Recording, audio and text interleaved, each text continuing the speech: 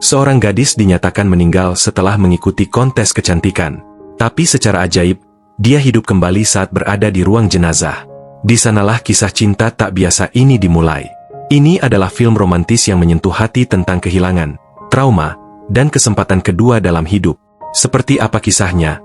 Simak alur filmnya di sini.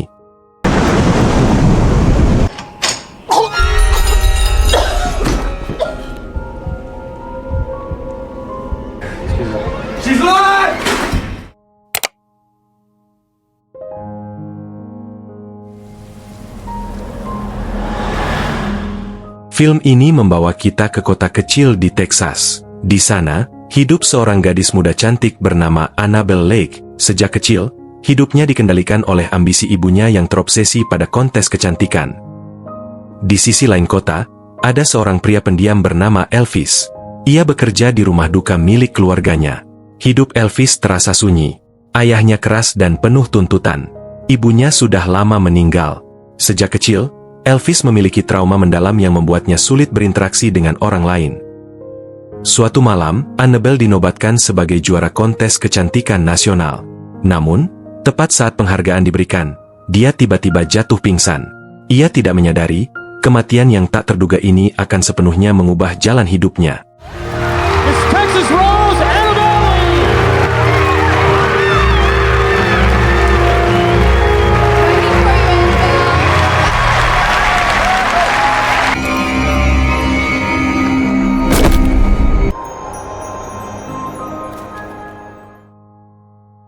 Setelah dinyatakan meninggal, ibu Annabelle, Geneva, membawa putrinya ke rumah duka terkenal setempat yaitu milik Elvis, berharap Annabelle dapat tetap bersinar bahkan di saat-saat terakhirnya. Setelah Geneva pergi, Elvis mendorong tubuh gadis itu ke rumah duka. Saat ia perlahan menyingkirkan kain putih yang menutupi Annabelle, ia langsung terkejut dengan apa yang dilihatnya. Ternyata, beberapa hari sebelumnya, ia sempat melihat sekilas gadis itu. Itu hanyalah pandangan sekilas. Tetapi kecantikan Annabelle yang memukau telah diam-diam terukir di hati Elvis dan ayahnya. Namun takdir selalu penuh dengan ironi yang kejam. Pertemuan kedua mereka terjadi dalam keheningan dingin di sebuah kamar mayat. Elvis perlahan menuangkan segelas anggur merah untuk dirinya sendiri. Diterangi cahaya bulan yang lembut dari jendela, ia tak kuasa meratapi kehilangan Annabelle yang terlalu dini. Namun Elvis dengan cepat menenangkan diri dan kembali fokus pada tugas yang sedang dikerjakan. Meskipun demikian, saat kecantikan Annabelle sekali lagi memenuhi pandangannya, getaran halus muncul di dadanya. Sebuah emosi yang tak terlukiskan menguasai pikirannya. Tak mampu menahan diri, Elvis dengan lembut menciumnya. Namun, saat melakukannya, ia tanpa sengaja menekan tombol rana kamera.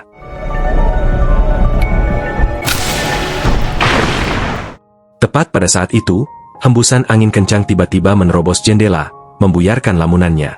Saat ia bergegas menutup jendela, ia melihat sesuatu di pantulan kaca. Annabelle sedang duduk, jantungnya berdebar kencang, dan untuk sesaat, ia terpaku di tempatnya.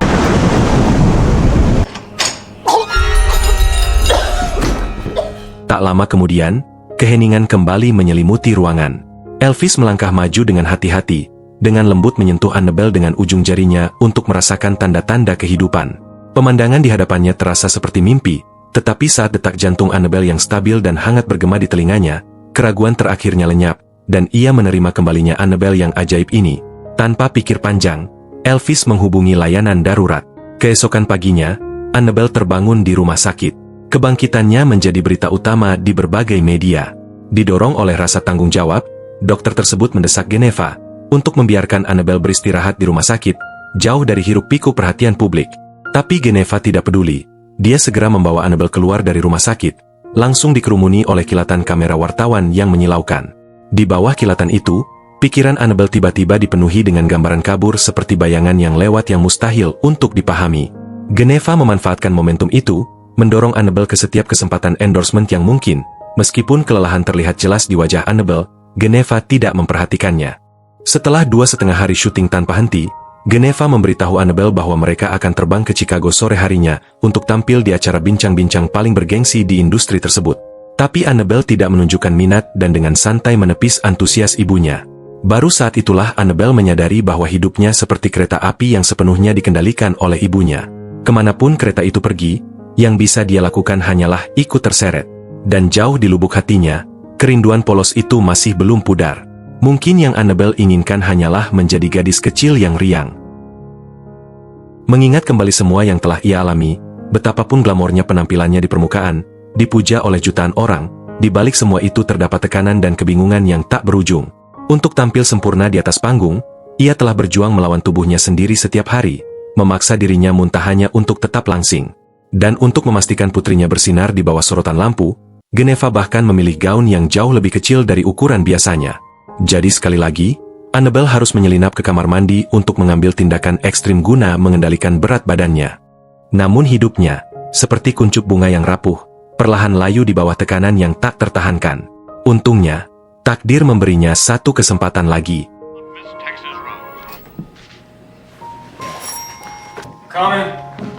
Tidak lama kemudian, Annabel menemukan rumah Elvis, tetapi ia tidak datang untuk menemui Elvis. Ia ingin berbicara dengan ayahnya, Charlie, dan mengungkap kebenaran di balik langsungan hidupnya.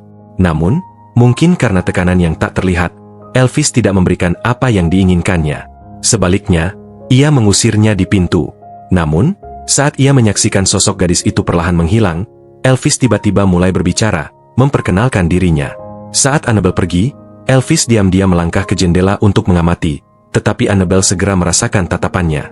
Elvis tidak pernah membayangkan bahwa gadis yang berdiri diam di luar jendelanya itu diam-diam sedang menggerakkan roda takdirnya. Annabel pulang ke rumah hanya untuk dikerumuni wartawan begitu tiba. Sebelum ia sempat menarik napas, suara Geneva memenuhi seluruh ruangan dengan tuntutan yang tidak sabar, seolah-olah setiap rencana harus segera dilaksanakan. Tak tahan lagi dengan tekanan yang mencekik, Annabel akhirnya meledak dalam pertengkaran sengit dengan ibunya. Malam itu, ketakutan yang terpendam kembali dan mengetuk jendela jiwa Annabel. Ia bermimpi berbaring di peti mati sempit sementara ibu dan orang lain tersenyum acuh tak acuh seolah-olah rasa sakit dan perjuangannya tidak berarti apa-apa. Mata dingin itu mengukir dalam-dalam di hatinya, membangunkannya dengan air mata. Dihadapkan dengan keputusasaan dan rasa sakit yang luar biasa, Annabel mengambil keputusan. Ia akan meninggalkan rumah yang telah mencekiknya begitu lama. Angin dingin menusuk kulitnya, tetapi di dalamnya ia merasakan kebebasan yang langka. Seolah-olah dipandu oleh takdir, dia mendapati dirinya sekali lagi di depan pintu rumah Elvis. Di bawah sinar bulan, dia kembali ke tempat di mana dia pernah berbaring, mencoba menyusun kembali fragmen-fragmen ingatan yang terkubur dalam-dalam di benaknya. Tepat saat itu, Elvis salah mengira dia sebagai penyusup dan bergegas menghampirinya dengan tongkat di tangan. Okay? It's not like I was stealing anything. I just want to see if I can remember. Remember what? Di bawah pertanyaan berulang-ulang, Annabel akhirnya mengakui bahwa dia hanya ingin memahami apa yang sebenarnya terjadi malam itu. Pada saat itu, Charlie masuk, tetapi Elvis, takut ayahnya akan mengungkapkan kebenaran. Dengan cepat ia menariknya ke samping dan berbisik bahwa dia tidak memiliki lisensi pembalseman. Dia telah melakukan pembalseman sendiri dan Annabel tidak boleh pernah mengetahuinya. Charlie kemudian berkata kepada Annabel, You just woke up and your heart was beating. You look tired, Dad. I guess I'll go back up to I bed. guess that's all he remembers. Namun saat itu sudah pukul 4 pagi dan mereka berada di tengah antah berantah. Annabel bertanya apakah dia bisa menginap dan berjanji akan pergi begitu fajar menyingsing. Karena tidak punya pilihan lain, Elvis dengan berat hati setuju. Keesokan paginya, Elvis menyiapkan sarapan untuknya. Setelah makan, Annabel mengucapkan selamat tinggal, tetapi langkahnya melambat. Dia bertanya kepada Elvis sekali lagi apakah dia bisa tinggal sebentar, meskipun hanya di gubuk tua. Elvis merasakan gelombang kepanikan. Dia melihat ketulusan di matanya, tetapi takut jika dia tinggal, kebenaran akhirnya akan terungkap. Melihat Elvis ragu-ragu, Annabel pergi dengan kekecewaan yang diam. Namun pada akhirnya, Elvis setuju untuk membiarkannya tinggal. I can't go home. Why not? Look, I need to disappear for a while from everybody I know. Wait. Come on. Thank you. Dia menempatkannya di kamar mendiang ibunya dan bahkan membawakannya beberapa pakaian yang mungkin cocok. Sementara itu, Geneva mengetahui putrinya telah melarikan diri, menyaksikan gambar seorang gadis muda di atas panggung di TV. Hati Geneva dipenuhi dengan gelombang kenangan. Sementara itu, di sisi lain, Annabel menikmati matahari terbenam keemasan bersama Elvis dan keluarganya sambil bermain golf bersama. Dan di lapangan keemasan yang luas itu, dia sepertinya telah menemukan sesuatu yang selama ini hilang darinya. Saat malam tiba, Annabel tanpa sengaja melihat Elvis berbicara lembut kepada ayahnya, menceritakan dongeng sebelum tidur. Ada sesuatu yang begitu lembut dan penuh perhatian dalam dirinya sehingga membangkitkan emosi di hati Annabel. Malam itu, tak mampu menahan diri, ia melangkah masuk ke kamar tempat ia pernah berbaring. Saat ia melihat tempat tidur yang ia pernah beristirahat, potongan-potongan ingatan mulai kembali, tetapi Elvis diam-diam muncul di belakangnya.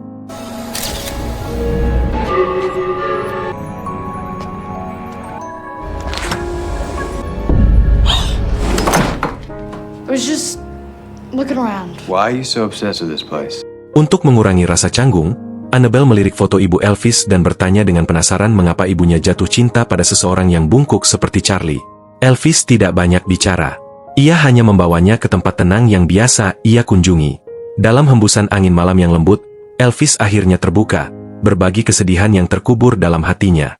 Setelah kematian ibunya, Charlie tenggelam dalam kesepian dan kesedihan. Menjalani hari-hari dalam keheningan dan isolasi, ia sering berbicara sendiri, matanya kosong, seolah jiwanya terperangkap di masa lalu. Beban tahun-tahun itu telah meninggalkan bekas di tubuhnya. Sambil berbicara, Elvis berbaring, menikmati kedamaian. Di sekelilingnya langit malam yang sangat luas dan penuh bintang, menyelimuti dunia dalam keheningan bak mimpi. Dikelilingi oleh keintiman yang tenang ini, Annabel mencondongkan tubuh dan mencium Elvis. Namun, kilasan ingatan masa lalu kembali terlintas di benaknya.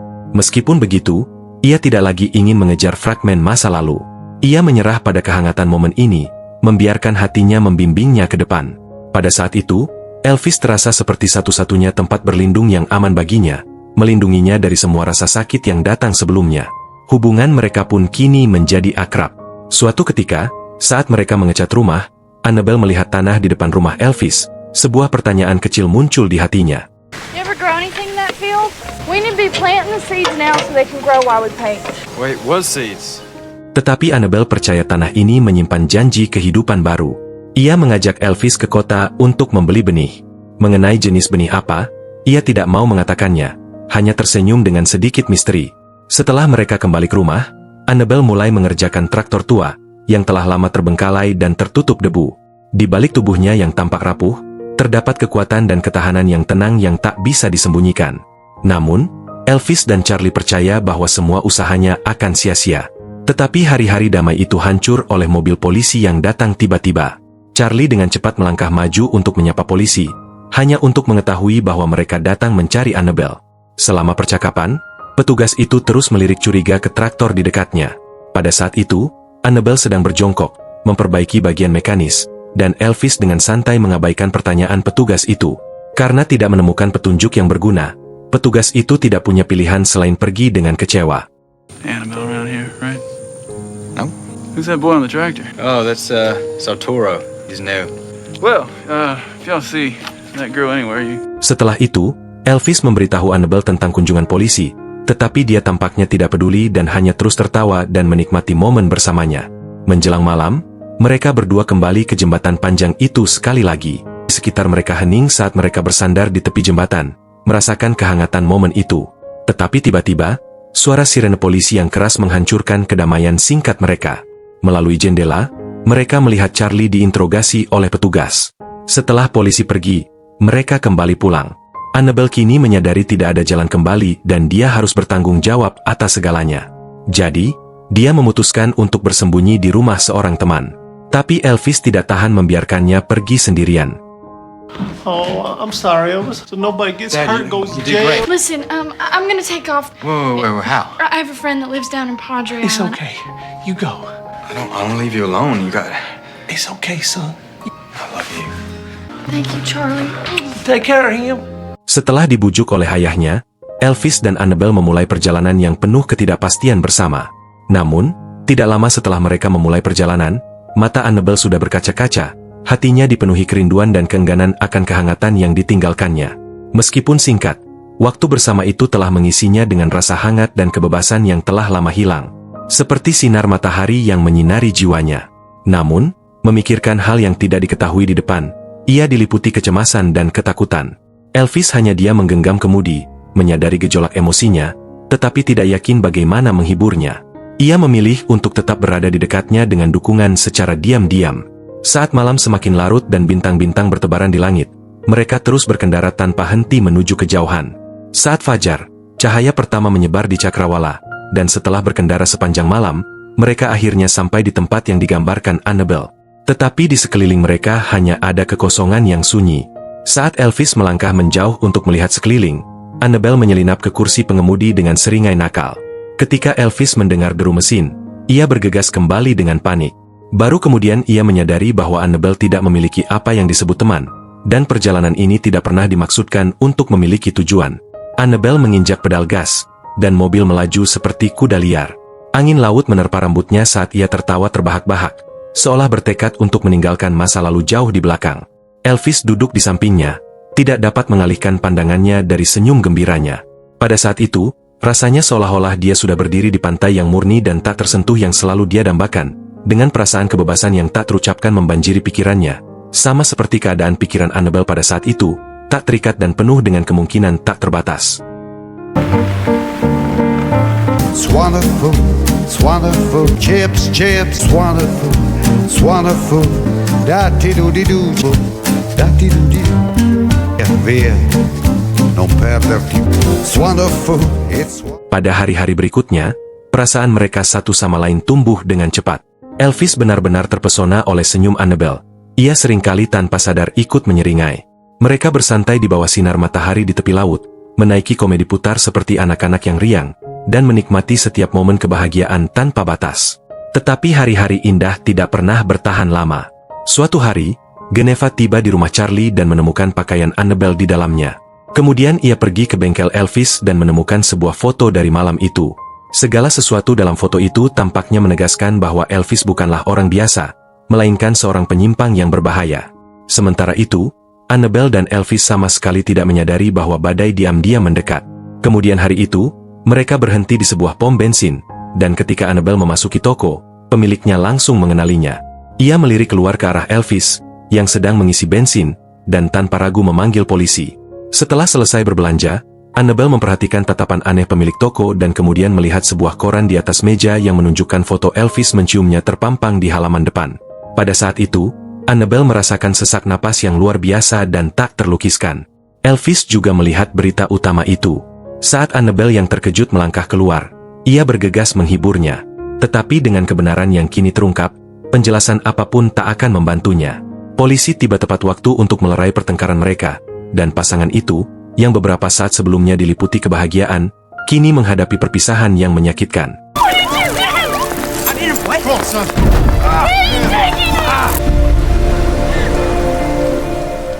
Kesedihan mereka tak terungkapkan dengan kata-kata, seperti hujan dingin yang jatuh ke hati mereka. Annabelle diantar pulang dengan selamat, sementara media berita menggambarkan Elvis sebagai predator keji. Geneva dengan lembut mencoba menghibur putrinya, tanpa menyadari air mata yang mengalir di pipi Annabelle. Gambaran kabur di benak Annabelle mulai menjadi lebih jelas, dan perasaan yang pernah ia coba tekan muncul kembali. Kerinduannya pada Elvis kini tak mungkin diabaikan. Tanpa Elvis, Charlie menghabiskan hari-harinya bermain golf dalam kesendirian. Hujan yang turun seolah menandai akhir dari segalanya. Mencari ketenangan batin, Annabelle mengunjungi Elvis di penjara, tetapi pertengkaran lain meletus di antara mereka. I want to know what happened. Everything. I want to know the truth. I want you to go home and take care of your father. I'm not going to press charges. It's You pretty have no obvious. idea what happened. I kissed you. I was doing the embalming. My father, he can't do it anymore. What? I looked at you and you looked so beautiful. And that was an accident. I would have told you what happened before, but I figured I'd end up right where I am. Pada akhirnya, dia memilih untuk tidak mengajukan tuntutan. Namun, keretakan yang dalam di antara mereka telah berubah menjadi jurang yang tak terjembatani.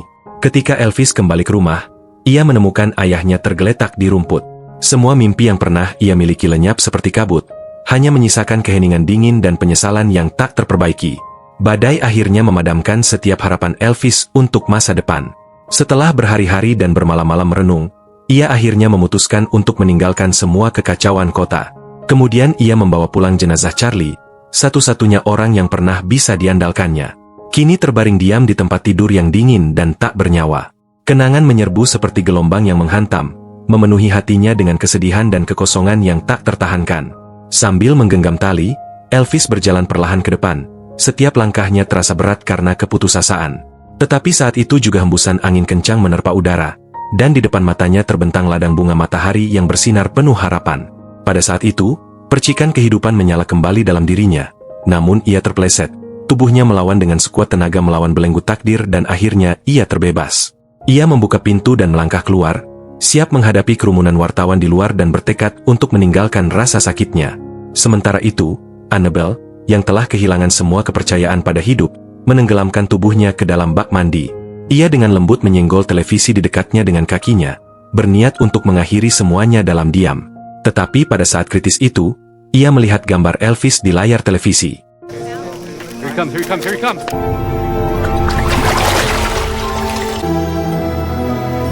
Ia melihatnya melukis di rumah putih yang pernah mereka bangun bersama, menggunakan sapuan paling sederhana untuk mengungkapkan emosi paling tulus dari lubuk hatinya. Pengakuan tulus itu seperti sinar matahari yang menembus kegelapan yang telah lama mencekik hati Annabelle. Kemudian Elvis berjalan-jalan di ladang bunga matahari keemasan, aromanya dengan lembut menyentuh kulitnya. Dan di sana, di depan matanya, muncul wajah Annabelle yang manis dan familiar, mekar seperti bunga di musim semi. Akhirnya, dua jiwa yang tersesat telah menemukan rumah mereka. Meskipun takdir pernah menyeret mereka ke jurang, meskipun mereka mengembara sendirian di dalam bayang-bayang, kini semua rasa sakit dan kebingungan telah melebur menjadi pelukan hangat yang abadi. Mereka tidak lagi takut akan bekas luka dari masa lalu mereka.